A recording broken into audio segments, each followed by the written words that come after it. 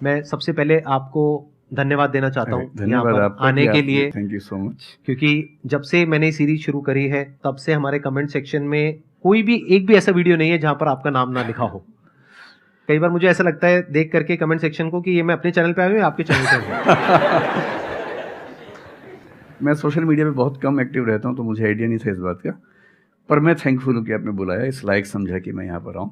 Sir प्यार बहुत करते हैं बच्चे आपको, मतलब इतना प्यार है जिसकी कोई हद नहीं है। मैं ठीक कह रहा हूँ गलत कह रहा हूँ? यस और नो? सो अब आप लोग जो चाहे जैसे चाहे इनसे क्वेश्चंस पूछ सकते हैं। सर लाइफ में जब भी कोई सिचुएशन आती है कि जिसमें दो रास्ते, एक प्रैक्टिकल और एक इमोशनल, तो बैलेंस आउट कैसे करना है? इमोशनल और प्रैक्टिकल में हमेशा विरोध नहीं होता है, कभी कभी साथ भी चल सकता है। और सिर्फ इमोशनल कुछ नहीं होता, सिर्फ प्रैक्टिकल कुछ नहीं होता, प्रपोर्शन का डिफरेंस होता है। जब इमोशंस आपके दिमाग पर बहुत हावी हों तो फैसला करने से बचना चाहिए, स्पेशली बड़ा फैसला। छोटा तो ठीक है कि आपके दोस्त ने कहा कि दोस्त नहीं एक फिल्म देखेगा मेरे साथ, आप इमोशनल हो जाके देख ली फिल्म, क्या हो गया, कोई नुकसान नहीं होगा। पर कोई ये कहे कि तो मुझसे प्यार नहीं करते, शादी नहीं कर सकते मुझसे और हमने शादी कर ली, ये ठीक नहीं है। सिर्फ इमोशंस में आके बहुत बड़ा फैसला मत कीजिएगा, चाहे वो करियर का हो, चाहे पार्टनर का हो, चाहे कोई भी फैसला हो। प्रैक्टिकल इतना नहीं हो जाना है कि आप मशीन, रोबोट या पत्थर बन जाएं। क्योंकि आप कितने भी सक्सेसफुल हो, यदि आप इमोशनली सक्सेसफुल नहीं है, इमोशनली स्टेबल नहीं है, इमोशनली वेलबींग के स्टेट में नहीं है, तो आपकी सक्सेस किसी काम की नहीं है, एकदम मीनिंगलेस है। So the success in totality needs emotional happiness, emotional stability as well. इसलिए इमोशंस को खारिज करके जिएंगे तो शायद कुछ अचीवमेंट्स बड़ी हो जाएं, पर वो किसी काम की नहीं है। केवल इमोशंस पे चलेंगे तो हो सकता है कि अचीवमेंट जिंदगी में ज्यादा हो ना पाए। तो बैलेंस की बात है। और सबसे अच्छा तरीका है, जब बहुत इमोशंस हो, इंटेंसिटी बहुत ज्यादा हो, सिर्फ एक तरीका मैं जो अपनाता हूं, उस क्षण में फैसला नहीं करना है। कुछ भी हो, कोई कितना भी प्रेशराइज करे, सिर्फ इतना बोलिए कि मैं 24 घंटे बाद बताऊंगा आपको, थोड़ा सोचूंगा इस बारे में। और यदि आपने उस मोमेंट से खुद को बाहर निकाल लिया तो फिर आप डिटैच होकर देख पाएंगे, और थोड़ा सा प्रैक्टिकल एलिमेंट भी रहे, इमोशनल एलिमेंट भी रहे, वो फैसले सबसे अच्छे रहेंगे लाइफ के लिए। मैं आपको एग्जांपल से बात समझाता हूँ। ऐसे लोग जो तैयारी कर रहे थे, अफेयर में थे, एक का सिलेक्शन हो गया, अब उसके सामने क्राइसिस ये है, स्पेशली किसी लड़की का हो गया, लड़के का नहीं हुआ। अब हमारी सोसाइटी में ना, लड़की ऊंचे पद पे हो, लड़का ना सफल हुआ हो तो बड़ा मुश्किल है सोसाइटी में, उनको शायद दिक्कत नहीं है। अब वो लड़की प्रैक्टिकल नहीं है कि मैं तुमसे शादी करूं, ये कह के अगर हट जाती है और शादी करती है किसी ऐसे व्यक्ति से जो बहुत सफल है। I know many such people personally, मैं नाम नहीं बोल सकता किसी का। मैंने जनरली पाया है कि वो लोग लाइफ में बहुत फ्रस्ट्रेशन में रहे बाद में, क्योंकि सफलता के नाम पर, प्रैक्टिकल होने के नाम पे ऐसे व्यक्ति को चुना जिसके साथ वो रह नहीं सकते ठीक से। और मैं ऐसे कई लोगों को जानता हूं जो IAS बने, IPS बने, जिनको करोड़ों रुपए के दहेज के ऑफर्स आए, साफ ठुकरा के कहा कि मैं जिंदगी एक ही व्यक्ति के साथ गुजार सकता हूं जो मेरे साथ है, और हैं, बहुत खुश हैं। अब कोई कह सकता है उनके परिवार में कि इसने प्रैक्टिकल फैसला नहीं किया, इमोशनल फैसला किया, पर अल्टीमेटली किसी चीज की वैल्यू क्या है? आपकी लाइफ बेहतर हो। यूट्यूब पे जिसके 1 लाख भी सब्सक्राइबर्स होते हैं वो मोनेटाइज करता है, 1 लाख क्या जब मिनिमम हो सकता है, खूब पैसा कमाते हैं, ब्रांड प्रमोशन करते हैं, साबुन तेल बेचते हैं बीच बीच में। आपका चैनल तो शायद देश में सबसे बड़ा चैनल है, आप चाहें तो कितना नहीं कमा लेंगे। मुझे कुछ दिन पहले एक एजेंसी के लोग मिले जिन्होंने बताया कि इनकी जैसी ख्याति है उस लेवल पर महीने में कोई 5-10 करोड़ भी कमाना चाहे तो कमा सकता है आराम से इस यूट्यूब चैनल से। तो मैंने पूछा कि वो कौन सी चीज है जो आपको इतना मजबूत बनाती है कि आप नहीं इस रास्ते पर जाते। मैं वो जानने में इंटरेस्टेड हूँ। तो 10 मिनट की बात के बाद मैं समझ में आ गया, क्योंकि अल्टीमेटली अगर मैं अपनी वैल्यू के खिलाफ चला गया तो खुश कैसे हो जाऊंगा? पैसा मुझे कैसे खुशी देगा जब मैं ही नहीं रहा? तो खुशी किस बात की? इसलिए इतना प्रैक्टिकल मत होना कि अपनी माँ के, पिता के, भाई बहन, दोस्त जो प्रेमी प्रेमिका है उनके इमोशंस के साथ खेलने लगो। इतना प्रैक्टिकल कभी मत होना, इतना इमोशनल मत होना कोई आपको बेवकूफ़ बना सके, बात बात पर बेवकूफ़ बनाता रहे। और बैलेंस जिंदगी जो है ना वो मध्य मार्ग में है, जिंदगी एक्सट्रीम पे नहीं है, मध्य में है। तो प्रैक्टिकल और इमोशन का बैलेंस रखिए, लाइफ बढ़िया होगी।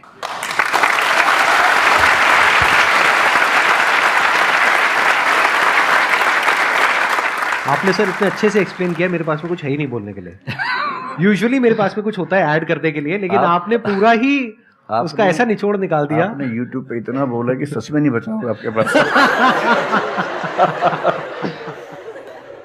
6-7 साल पहले की बात है, मेरी एक स्टूडेंट थी जो सुसाइडल टेंडेंसी की शिकार थी उस समय। उसके घर में कुछ ऐसी ट्रेजेडी, उसकी मदर की डेथ हुई थी, और एक ऐसी ट्रेजेडी जो बहुत ही रेयर किस्म की ट्रेजेडी है जो शेयर करना ठीक नहीं है यहाँ। तो वो मेरे पास आई और मुझे लगा कि आज मैं पहली बार किसी ऐसे व्यक्ति से बात करूं जो डिप्रेशन में है और सुसाइड कर सकता है अगले 1-2 दिन के अंदर अंदर।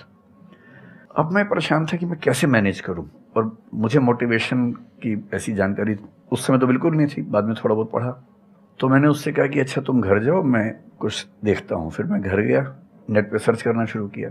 करते करते मुझे आपका एक वीडियो मिल गया, अनस्टॉपेबल, शायद कुछ आपने एक वो बनाया था उस समय। तो मैंने वो थोड़ा सा देखा, 10 मिनट का। मुझे लगा कि ये जो है ना, ये इंजेक्शन है किसी मतलब डिप्रेस्ड व्यक्ति को तुरंत मोटिवेट करने के लिए। तो मुझे ध्यान है कि मैंने उसको वीडियो का लिंक भेजा। मैंने कहा देखो, जिंदगी अपने रास्ते पे चलेगी, ठीक हो जाएगी। जब जब मूड ऐसा हो, बहुत डिप्रेसिंग हो, सुसाइडल मन करे, उस समय वीडियो देखना ध्यान से, और कम से कम उस बुरे फेज से बाहर निकल जाओगी। और फिर मैंने वो वीडियो अपने फैमिली में भी 2-3 बच्चों को भेजा, जो बच्चे उस क्राइसिस में होते थे। तो मैं बहुत थैंकफुल हूँ उन सब बच्चों की जान बचाने में क्या बात कर बड़ी भूमिका है। Thank you so much sir, it means a lot to me. ये तो आपने बहुत बड़ी बात कह दी सर, मेरे लिए बहुत बड़ी बात है ये। नहीं, कई बच्चों की जान बचाई होगी आपने जरूर। जो वो एक मोमेंट होता है, उस मोमेंट में कोई बचा ले तो लोग बच जाते हैं, वो मोमेंट क्रॉस हो जाए तो फिर चीजें बिगड़ जाती हैं। हेलो सर, नमस्ते। नमस्ते सर, बोथ ऑफ यू, मैं हमेशा से आप दोनों की बहुत फ़ैन रही हूँ। मुझे बस ऐसा लग रहा है कि मैं सपना देख रही हूँ, मेरे लिए रियलिटी नहीं है। मुझे बस आपसे ये जानना, मैं हर मतलब एवरी डे 8 से 10 आवर में पढ़ाई करती हूँ, बट मुझे कभी कभी बहुत डीमोटिवेशन आ जाता है कि होगा नहीं होगा, क्या होगा पता नहीं। देखिए, डीमोटिवेशन अगर आपको दिन भर में 1 घंटे आता है। नहीं सर, ऑलमोस्ट टाइम पढ़ाई करने के बाद 2-3-4 दिन के बाद ही होता है, कंटिन्यूअसली नहीं होता। अगर महीने में 4-5 बार आता है और 1-1 दिन के लिए आता है तो इसका मतलब आप एकदम ठीक हैं। अगर कोई व्यक्ति आपको ये कहे कि मुझे डीमोटिवेशन कभी नहीं होता, तो उसको इलाज की ज़रूरत है। आपको ज़रूरत नहीं है, क्योंकि जब आप अपने से बेहतर व्यक्ति को देखेंगे आपको थोड़ा सा इन्फीरियरिटी कॉम्प्लेक्स आएगा, डीमोटिवेशन आएगा। जब आप अपने से कमज़ोर को देखेंगे आपको सुपीरियरिटी कॉम्प्लेक्स आएगा, थोड़ा सा मोटिवेशन ज़्यादा हो जाएगा। जिस दिन टारगेट पूरा हो जाएगा मोटिवेशन आ जाएगा, जिस दिन टारगेट पूरा नहीं होगा डीमोटिवेशन आएगा।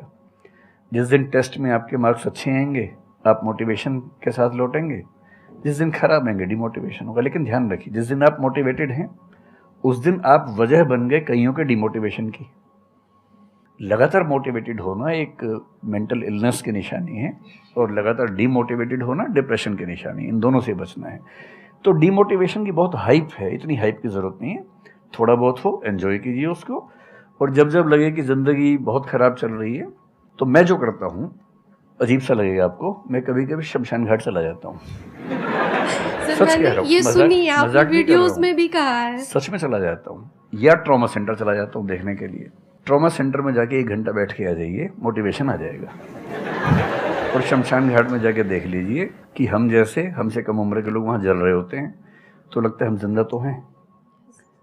अगर मैं थोड़ा सा कॉग्निटिव लेवल पर बात करूँ, एक बहुत बड़ा साइकोलॉजिस्ट हुआ, उसका नाम है ब्रेंटानो, कभी सर्च कीजिएगा उसको। ब्रेंटानो ने ह्यूमन कॉन्शियसनेस को स्टडी किया, और उसने ये बताया कि ह्यूमन कॉन्शियसनेस की बेसिक नेचर है कि जो हमारे पास है वो हमें नज़र नहीं आता, जो नहीं है वो नज़र आता है। तो the consciousness of lacking something is the nature of human consciousness. इसलिए इसी बात को एक शेर में, बहुत प्रसिद्ध शेर में कहा गया है, दुनिया जिसे कहते हैं जादू का खिलौना है, मिल गया सो मिट्टी है, नहीं मिला वो सोना है।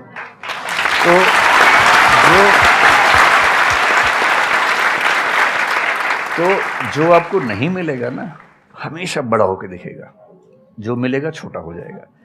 तो ईमानदारी इसमें है कि जब जब डिमोटिवेशन और डिप्रेशन हो, एक कागज़ लेके बैठ जाइए और एक तरफ लिखिए मेरी ज़िंदगी में ऐसा क्या क्या है जो दूसरों के पास नहीं है। पेज भर जाएगा पूरा। तो जो है उस पर ध्यान दीजिए और एंजॉय कीजिए। मेरा क्वेश्चन है कि आजकल बहुत लोग बोलते हैं कि एजुकेशन सिस्टम हमारा पुराना हो गया है और बहुत लोग बोलते हैं कि इसे चेंज करना चाहिए और ये सारी चीज़ें बहुत पुरानी हो रही है जो हम अभी करंटली पढ़ रहे हैं। तो इस पे आपका ओपिनियन क्या है? एजुकेशन सिस्टम में तो बहुत मेजर चेंजेस की ज़रूरत है और ये बात भारत सरकार ने एक्सेप्ट भी की है, नई पॉलिसी भी लेके आए हैं। मतलब मुझे लगता है कि कई लेवल्स पे देखना है। सबसे पहले तो ये डिफाइन करना ज़रूरी है कि एजुकेशन का पर्पज़ है क्या। क्या पर्पज़ केवल नौकरी लेना है, एक जॉब मिल जाए, वही पर्पज़ है? मैं उससे एग्री नहीं करता हूँ। मेरी राय में एजुकेशन का बेसिक पर्पज़ है कि एक होमो सेपियंस एक इंसान बन जाए, सोचना आ जाए, उसको समझना आ जाए। कोई राजनेता या धर्मगुरु उसको गधा ना बना सके, बेवकूफ़ ना बना सके। उसे इतनी समझ हो कि वो चीज़ों को फैक्चुअली, ऑब्जेक्टिवली समझ सके, तर्क कर सके, बहस कर सके और अगर तर्क और बहस में सामने के तर्क ठीक हैं तो उनको एक्सेप्ट भी कर सके, इतना विनम्र भी रहे। बेसिकली पर्सनैलिटी ग्रूमिंग का प्रोसेस एजुकेशन है, वो केवल नौकरी का मामला नहीं है। पहली गलती तब होती है जब हम उसको केवल नौकरी का मामला मान लेते हैं। मतलब नौकरी ज़रूरी है, ऐसा नहीं कि ज़रूरी नहीं है, लेकिन वो सिर्फ वो उसका पर्पज़ नहीं होना चाहिए। सेकेंडली, कई ऐसी चीज़ें जैसे अगर बहुत विस्तार में तो मेरी जा सकते हैं, जैसे एक बहुत छोटी बात है सेक्स एजुकेशन हमारी सोसाइटी में। ये इतनी ज़रूरी चीज़ है। स्कूल में जो एडोलेसेंस की एज के लोग हैं, 12, 13, 14 की एज के लोग हैं, उनको वो सब चीज़ें बताएं ताकि गलत सोर्सेज से इन्फॉर्मेशन ना मिले, कोई गलती ना कर बैठें। हेल्थ एजुकेशन के रूप में हो, उनको सारी चीज़ें पता हों, ठीक हाथों से पता हो, ठीक तरीके से पता हो। फिर मेरा ख्याल है कि जैसे IITs में अब तो होने लगा है, पहले क्या था कि हम टेक्नोलॉजी सेंट्रिक एजुकेशन पर ज़्यादा फोकस करते थे कि आपने मशीन को समझ लिया, तकनीक को समझ लिया, हो गया, इंसान को नहीं समझा। टेक्नोलॉजी पढ़ने वाले लोग समाज और इंसान से एकदम कटे हुए थे। अब तो ह्यूमैनिटीज़ के कुछ सब्जेक्ट्स पढ़ाने की परंपरा शुरू हो गई है। एक होलिस्टिक एजुकेशन हो। ह्यूमैनिटीज़ वाला बच्चा केवल हिस्ट्री, पॉलिटिकल साइंस, सोशियोलॉजी पढ़ता है, उसको कोडिंग का सी भी नहीं आता, टेक्नोलॉजी बिल्कुल नहीं आती उसको MS एक्सेल भी नहीं पता क्या होता है। टेक्नोलॉजी वाला सिर्फ टेक्नोलॉजी पढ़ता है, वो ह्यूमन ब्रेन को नहीं पढ़ना चाह रहा, सोसाइटी को नहीं पढ़ना चाह रहा। क्यों नहीं एक ऐसी शिक्षा हो जिसमें एक इंटीग्रेटेड अप्रोच हो, होलिस्टिक अप्रोच हो कि हम खुद तय कर सके कि किस किस एरिया में हमें ज़्यादा जाना है और एक बेसिक अंडरस्टैंडिंग हर चीज़ की हो। तो बेसिक 3 फार्मूले माने जाते हैं। एक यूनिवर्सलाइजेशन ऑफ प्राइमरी एजुकेशन है कि 10वीं क्लास तक की शिक्षा हर बच्चे को मिले, ठीक से मिले। वोकेशनलाइजेशन ऑफ सेकेंडरी एजुकेशन यानी 11वीं 12वीं की पढ़ाई का पर्पज़ है कि बच्चा ये समझ पाए कि उसको ज़िंदगी में आगे कहाँ जाना है। और फिर जो हायर एजुकेशन है वो सबको करने की ज़रूरत नहीं होनी चाहिए, वो शौक पूरा करने के लिए नहीं है, वो शादी का वेटिंग रूम नहीं है, वो उसके लिए है जिसको सच में आगे पढ़ना है। वो उतना पढ़े, सब्जेक्ट चूज़ करे और फिर उसमें गहराई से रिसर्च करे ताकि डेवलपमेंट के रास्ते पर अब बढ़ें। हम एजुकेशन के मामले में बहुत बुरी स्थिति में हैं। मैं तो जिस उम्र में हूँ, मेरा अब तो पर्पज़ भी ये बन गया है कि अब मैं उसी पे कुछ काम करूं। एक यूनिवर्सिटी शुरू करने की योजना मेरे मन में है, इनसे मैंने शेयर भी किया था। और मैं जिस तरह का विश्वविद्यालय सोचता हूं वो नौकरी देने के पीछे पागल नहीं होगा, वो होमो सेपियंस को कायदे का इंसान बनाने की कोशिश करेगा। नौकरी तो उसका एक पार्ट है। मतलब आप जितने भी सफल लोगों को देखेंगे जनरली, जैसे मैंने इन्हीं से पूछा, ये जिस फील्ड में सफल हैं, इनका जो करियर है, अगर मैं इसको छोड़ भी दूं तो अदरवाइज भी जो इनका करियर है वो उस विषय से जुड़ा हुआ नहीं है जो इन्होंने पढ़ा है ग्रेजुएशन में।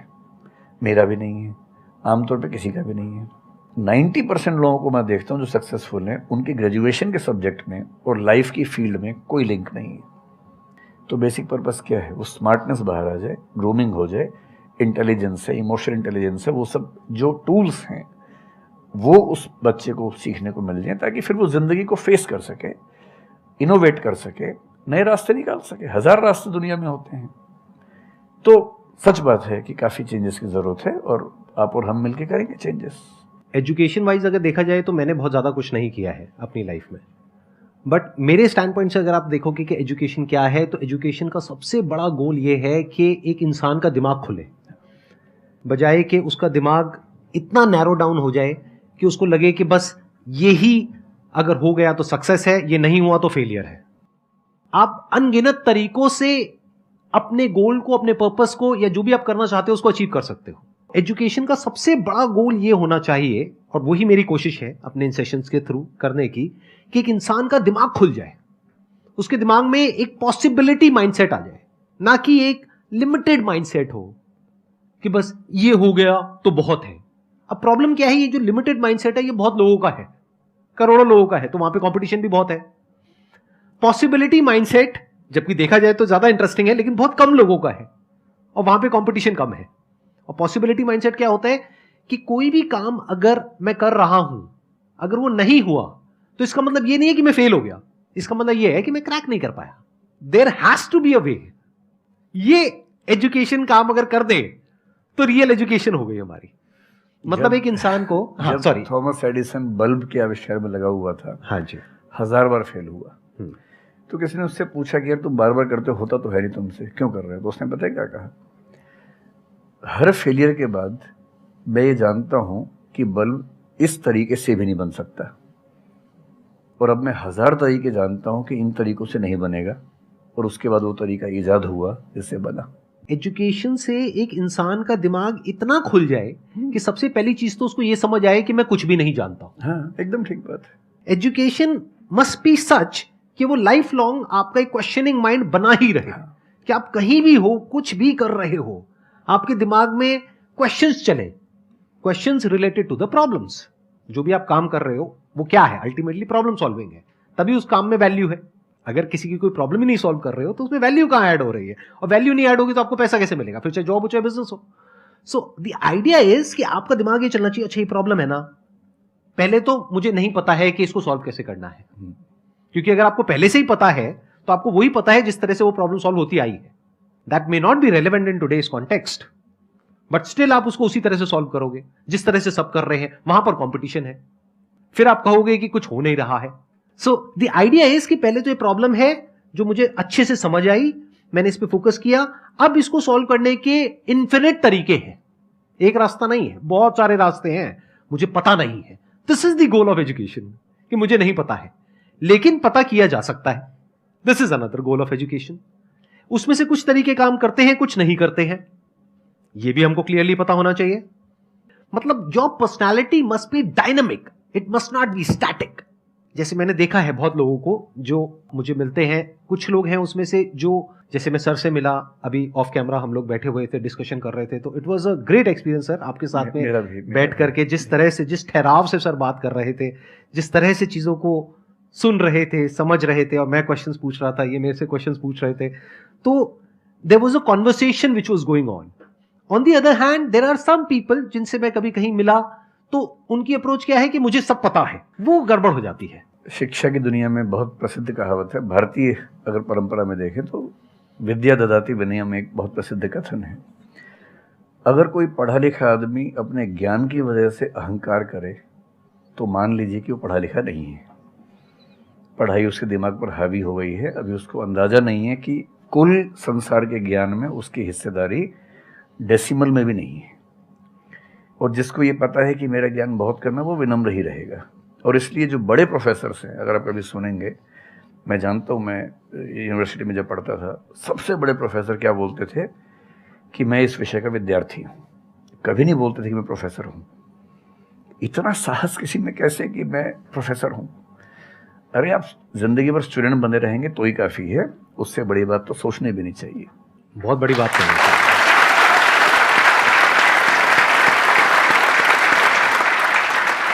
मतलब कि एजुकेशन का गोल आपको प्रोफेसर बनाना नहीं है, आपको स्टूडेंट बनाना है। अगर सर की बात को आगे एक्सटेंड किया जाए, एकदम सही बात। एक लाइफ लॉन्ग स्टूडेंट, कि आप सीखते चले जा रहे हो, सबसे जिससे मिल रहे हो, लोगों से सीख रहे हो, सिचुएशन से सीख रहे हो, अपनी लाइफ के अच्छे एक्सपीरियंसेस से सीख रहे हो, बुरे से सीख रहे हो। जैसे मैंने देखा है जब भी यहाँ पे कोई क्वेश्चंस पूछते हैं ना, सबके क्वेश्चंस एक ही होते हैं, सर सक्सेसफुल कैसे हो। कभी मैंने आज तक ये क्वेश्चन नहीं सुना किसी का भी जो इससे बड़ा क्वेश्चन है, जो आप रिलेट कर जाएंगे कि सर सक्सेस हमारा दिमाग खराब किस तरीके से करती है, या सक्सेस का क्या माइनस पॉइंट है। सही बात। सक्सेसफुल होने से बड़ा है मीनिंगफुल होना, सार्थक होना। सफल होना छोटी बात है, सार्थक होना ज़्यादा बड़ी बात है। सर मेरा क्वेश्चन ये है कि लाइफ में बहुत सारे सर्कमस्टांसेस आते हैं जहाँ पे मतलब हमें ये लगता है, बहुत सारे नेगेटिव थॉट्स आते हैं कि मतलब आगे कैसे बढ़े। How to get rid of fear of failure sir, कैसे हम इसको हैंडल करें। अगर हम कोई किसी चीज़ को शुरू करना चाहते हैं सर, तो हमारे दिमाग में बहुत सारे निगेटिव थॉट्स चलते रहते हैं, हो पाएगा नहीं हो पाएगा, बहुत तरह के नेगेटिव क्वेश्चंस आते रहते हैं सर। तो इसको कैसे हैंडल करना है सर इस सिचुएशन को?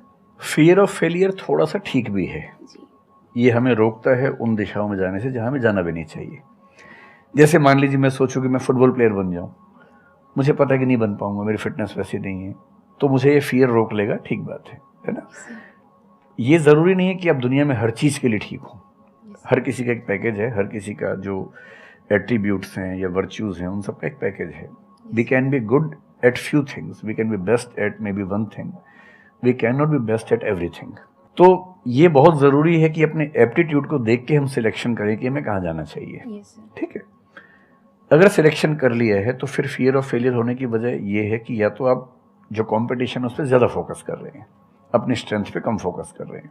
मेरे ख्याल से स्ट्रेंथ पे फोकस करना, कुछ अच्छे लोगों की कंपनी में रहना जो थोड़ा सा मोटिवेट करते हों, अच्छे दोस्त हों, लगातार मनहूस टाइप की बात ना करते हों, ऐसे लोगों के साथ रहना, कुछ रिक्रिएशनल एक्टिविटीज़ उससे बाहर निकल के थोड़ा खेलना कूदना, मतलब फिजिकली फिट रहना, वो सब रहेगा तो हार्मोन्स जो हमारे दिमाग में आते हैं उससे, फिजिकल एक्टिविटी से, जो एंडोर्फिन्स वगैरह हैं, हैप्पी हार्मोन्स है, डोपामाइन वगैरह है, वो रिलीज होते रहें तो हम वैसे भी बहुत फियर से बचे रहते हैं। और अंत में मेरा तरीका ये है कि अगर मैं कुछ नहीं करूँगा तो फेल होना तय है, करूँगा तो चांस है कि फेल होऊंगा या पास हो जाऊँगा, तो नहीं करने में तो तय है कि फेल हो गया, तो क्यों ना एक बार चांस ले लेते हैं।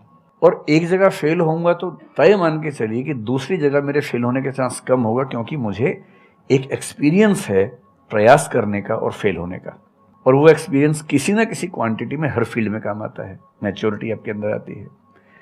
और मैं एक शेर अक्सर यूज़ करता हूँ, बहुत बहुत प्रिय शेर मुझे है, और मुझे सच में लगता है कि ज़िंदगी को जीना बहुत आसान काम है, मुश्किल काम नहीं है। असली बात है कि आप प्रयोग करें, कोशिश करें, और हार जाएं तो दूसरी कोशिश करें।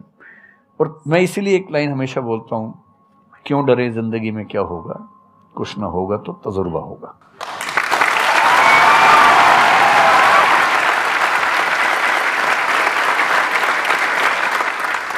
मुझे भी सर के जैसे मोटिवेशनल स्पीकर बनना है सर, पर मैं ये सोचती हूँ कि अगर मैं वीडियो बनाऊँगी, कंटेंट बनाऊँगी, तो संदीप सर को छोड़ के या फिर बहुत बड़े बड़े मोटिवेशनल स्पीकर्स हैं उनको छोड़ के मुझे देखेगा कौन। मतलब ये मेरे अंदर थॉट्स आते हैं कि अभी मेरा मतलब मैं 19 ईयर की हूँ, तो मैं जब वीडियो कंटेंट बनाऊँगी तो मुझे ऐसा मतलब मेरे अंदर ये थॉट है कि मैं कोई बड़ा आदमी नहीं हूँ या फिर कुछ बड़ा नहीं हूँ, तो मैं ये वीडियो कैसे डाल सकती हूँ, लोग क्या सोचेंगे कि मतलब तू ये तो खुद कुछ नहीं है और लोगों को मोटिवेट कर रहा है, ऐसा मेरे अंदर थॉट आता है। पहले या तो कुछ कर लीजिए ज़िंदगी में, उसके बाद मोटिवेट कर लीजिए, और नहीं तो मोटिवेशन एक पूरी साइंस है, साइकोलॉजी से जुड़ी साइंस है, उसको ठीक से पढ़ के रिसर्च करके उससे बात कीजिए। शुरू में तो जब इन्होंने भी शुरू किया होगा, कहाँ शुरू में लोग जानते होंगे, बड़ी लंबी स्ट्रगल होती है, किसी भी फील्ड में इतनी लंबी स्ट्रगल है। देखिए जो आदमी सफल है ना, आप ये जो हमारा वर्तमान है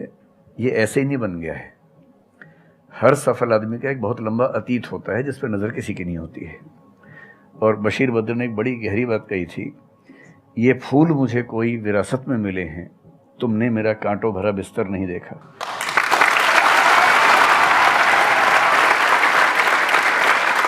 कितने साल तक ये लहूलुहान हुए होंगे, रोज छिला होगा शरीर, तब जाके लोगों ने पहचानना शुरू किया होगा। लगातार काम करने से, जिसको कंसिस्टेंसी कहते हैं, परसिवरेंस कहते हैं, बात बनती है, आपकी भी बनेगी। मैं तो कई ऐसे लोगों को जानता हूँ जिन्होंने एकदम स्क्रैच से शुरू किया और उसके बाद वो टॉप पे पहुंचे।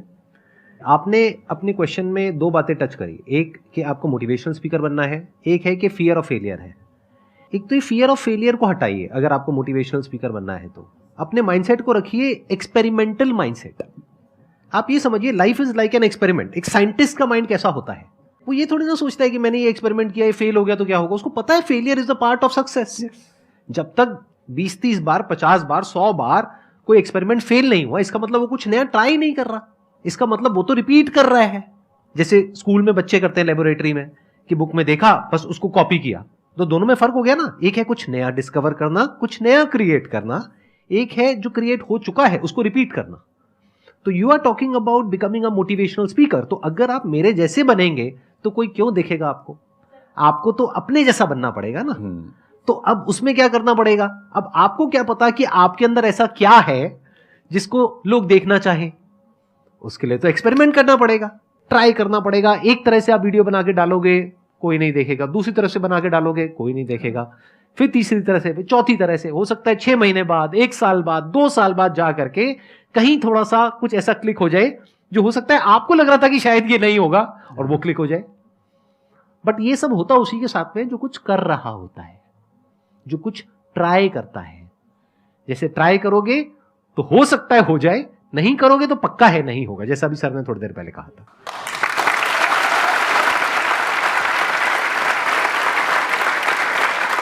Thank you so much sir, यहां पर आने के लिए।